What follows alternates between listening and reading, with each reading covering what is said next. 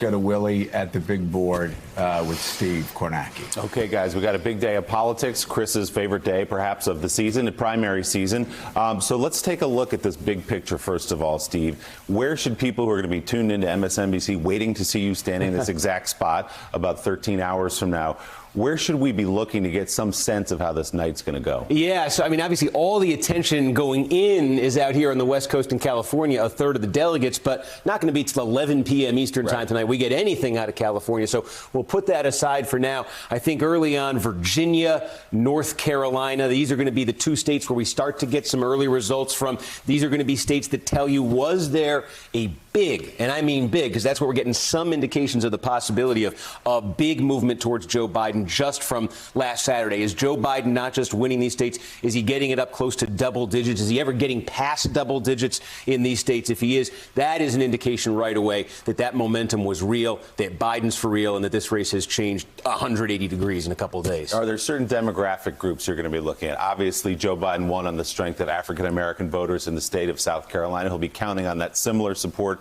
in states you've outlined right there. The only polling we've got, as we mentioned earlier, since South Carolina is in Virginia, where Joe Biden has opened up a big lead. Where else are you looking at among demographics? Yeah, it's interesting. Like you say, basically to varying degrees, these states in here in the Southeast, you're looking at the African-American vote, especially Alabama. In Alabama, I'm looking to see, does Biden basically get what he got in South Carolina in terms of the margin? Not as much in terms of African-American vote in Oklahoma, but conservative, rural white voters. That's another constituency to think about. Massachusetts is interesting because here's a great test for Biden where if you took a poll there, well, there was a poll there last Saturday night as he was winning South Carolina. Poll came out in Massachusetts and Joe Biden was at 11%.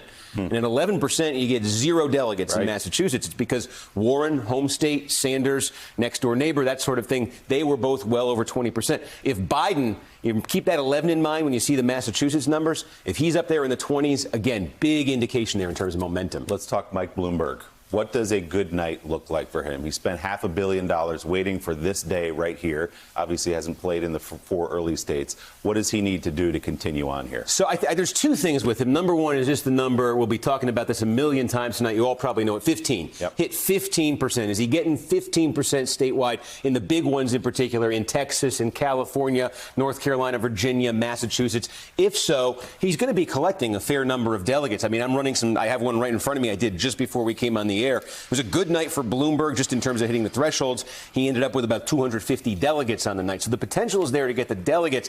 But I think the other question with Bloomberg is just think in terms of the justification of his candidacy. The idea that he's sort of the safety valve for Democrats who don't want a Sanders and are worried about Biden. Well, here's Bloomberg. If Biden is having a big night, if he's sweeping the Southeast, if he's making inroads in Klobuchar's Minnesota, Warren's Massachusetts, if he's competitive in California, if he's running ahead of Bloomberg in all of these states, if he's winning these states outright, even if Bloomberg walks away from the night with 200, 250 delegates, that's going to put him in a distant 3rd or even 4th place. And you're going to have the question there of, is he more getting in the way of Biden, who at that point would have a very, very real shot of knocking off Sanders? And as you say, Bernie Sanders is looking at that state right there to take home a lot of, if not the vast, vast majority of delegates there. But we won't know till 11 o'clock Eastern or later because of all the postmarking of the ballots today. Could be days and days. I mean, it's 11 o'clock what we're going to get then. I should just set this up right now. At 11 o'clock, we're going to get the earliest of the early voting. And so if that favors Sanders a little bit, that's what I would expect. And the question is, would it move towards Biden as he get more votes in? All right, Steve Kornacki, we'll send you back to your charging station. You got a long day and night ahead. Man. Steve, thanks so much. Joe? And, of course, we may not even know who wins the day and how Super Tuesday turns out until this time tomorrow, because California does start their vote tallying so late, and it is such a critical piece of this puzzle. John Heilemann, there are a lot of different scenarios we could go through as far as delegates go. Let's go on the one that I'm assuming right now, only because I've always believed politics is about momentum more than anything else, especially these early presidential contests. Let's just assume right now that this poll out of Virginia is right. Biden has a big win there. Wins by double digits there, double digits in North Carolina, double digits in Alabama, double digits in Tennessee. I'm going to assume if he was at 11% last week, he's going to be reach that 15% threshold in places like Massachusetts, do well in Minnesota, where Amy Klobuchar got out. But of course, Texas and California, big fight, as you said. A lot of votes already banked there.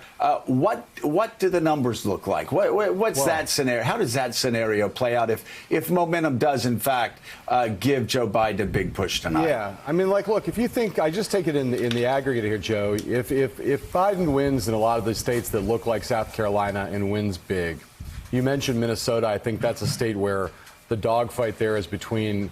It was going to be between Amy Klobuchar and Bernie Sanders, a state that Bernie Sanders won in 2016. Colorado, a state that Bernie Sanders won in 2016. Those are some states where Sanders is strong. He's strong in particularly, though, you point to the right ones, the ones in Texas, California. And the biggest question out there, because look at that delegate total for California, 415 delegates, close to double the number of the second biggest state in Texas. So the big question is, which of the candidates get to viability in California and which do not? And there is no good polling on this right now in California. All the polling we have is from before South Carolina. So if you want to, Kornacki actually yesterday laid out a bunch of delegate scenarios from best case to worst case, and most of it hinges on that question. Does Biden make viability in California? Number one, 15%.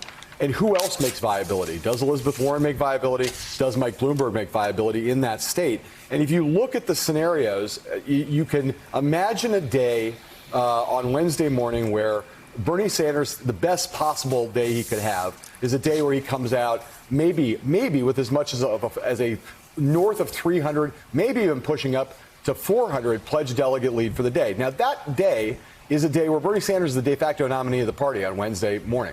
That's a 400 pledged delegate lead, even a 300 pledged delegate lead, is not closable, no matter what happens after that. I mean, that is you're looking at Bernie Sanders as the nominee of the party. So there's a better scenario for Joe Biden at the other extreme, which is Bernie Sanders is up by, let's say 50, 60, 70 delegates. That's the best case scenario for Joe Biden. That's an eminently closable gap, especially given a lot of the states that are further down the calendar for Biden, where he is going to do well, presuming, again, the South Carolina result replicates. A state like Georgia, a state like Mississippi, and then the Acela corridor states, places like Delaware, where Biden's from, and similar kinds of states like that.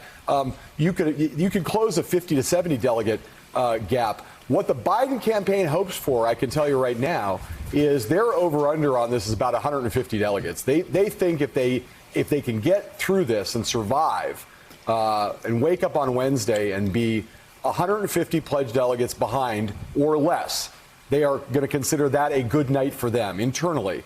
Anything north of 150 is when they start to get into problems and they start to have a gap that they will be very, very hard pressed to close. So pay attention to that number when we get through the other side of the Super Tuesday vote. That's an important number.